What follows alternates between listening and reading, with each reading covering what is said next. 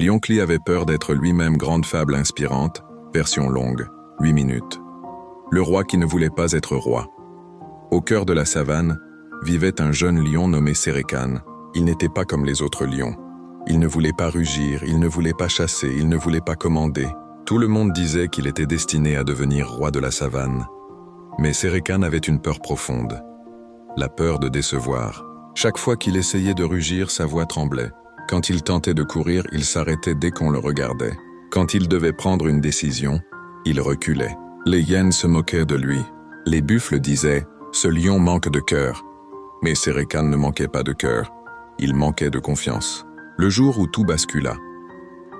Un matin, la savane se réveilla avec une grande rumeur. Un incendie gigantesque se dirigeait vers le grand baobab, là où vivaient des dizaines d'animaux plus lents et plus fragiles. Les flammes avançaient, les oiseaux criaient, les gazelles fuyaient. Le vent poussait le feu vers les plus faibles. Tous les animaux se tournèrent vers Serekan. « Lion, c'est toi notre chef. Que devons-nous faire ?» Serekan sentit son cœur battre très fort. Ses pattes tremblaient. Il voulut parler, mais aucune voix ne sortit. Les animaux se mirent à paniquer. Certains couraient dans tous les sens, d'autres pleuraient, et Serekan, le lion, resta immobile. La petite tortue qui disait toujours la vérité. Au milieu du chaos, une petite tortue nommée Tama s'approcha du lion. Elle parlait lentement, mais elle parlait juste.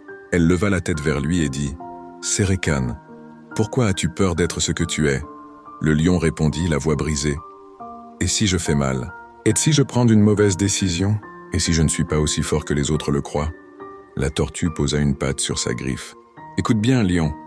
Les animaux ne veulent pas que tu sois parfait.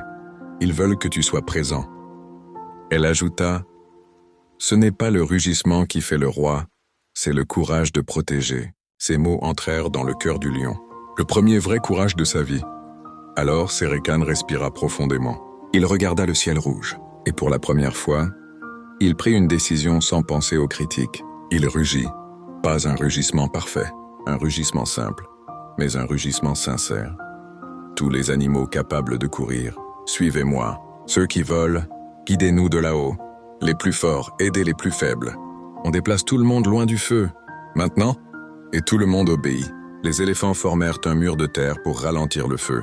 Les zèbres portèrent les singes sur leur dos. Les buffles tirèrent les carcasses de branches enflammées. Les oiseaux crièrent pour montrer le chemin. Et au centre de tout cela, le lion courait, guidait, aidait, protégeait. Il n'était plus paralysé, il n'était plus silencieux, il était lui-même. Le moment décisif. Alors que tous les animaux avançaient, un petit cri retentit derrière eux. La tortue Tama était tombée dans un trou et les flammes approchaient. Sans réfléchir, Serekan fit demi-tour. Il fonça à travers la fumée. Il sauta par-dessus les braises. Il prit la tortue dans sa gueule, délicatement, sans la blesser. Les flammes brûlèrent un peu sa crinière, mais il réussit. Lorsqu'il rejoignit les autres, tous les animaux crièrent à son nom.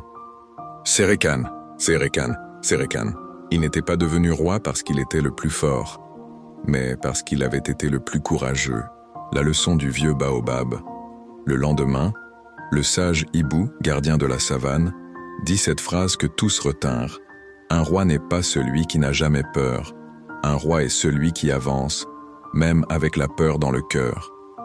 Serekan comprit enfin, la confiance ne vient pas avant le courage. Elle vient après. On devient fort, en agissant, on devient leader, en protégeant les autres même quand on doute. Le lion regarda la tortue et dit « Merci. Tu m'as appris que j'avais le droit d'être imparfait, mais pas absent. » La tortue répondit « Et moi, tu m'as appris qu'un vrai courage peut sauver tout un monde. » Morale de l'histoire, ne laisse jamais ta peur t'empêcher d'être toi-même.